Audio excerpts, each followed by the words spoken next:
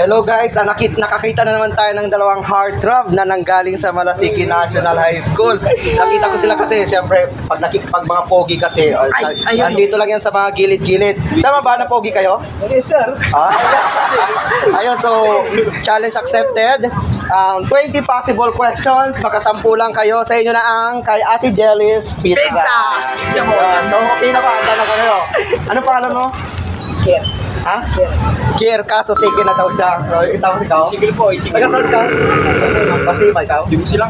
Chico Silang. Okay, so usod kayo ng konti dito para naririnig kayo ng gagawin natin. Yun na lang ito eh. Ayan. Oh, handa na ba? Yes, sir. Okay. First question. Limang ano lang to, limang bilang lang siya. Pag once na mali ang sagot mo, of course, next to question na tayo. Number 1, magbigay ng isa sa mga kulay na makikita sa watawat ng Pilipinas. Correct. Ano ang pambansang awit ng Pilipinas? Ayaw mag-ito. Correct. Saan matatagpuan ang mga tertiary? Sa Next, ano ang pambansang dahon ng Pilipinas? Kier. Next, balik na rin ang halo-halo. Ula-ula. Next, magbigay ng isda na inuulit-ulit ang pangalan.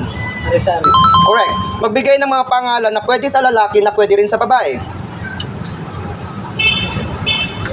Next, ilang buwan nagbubuntis ang nanay bago manganak? Correct. Anong tawag sa bahay ng duwende? Punso. Correct. Anong sasakyan na may dalawang gulong? Motor. Correct. Kung Lunes ngayon, ano ang Ingles ng ngayon at hindi bukas? Tuesday.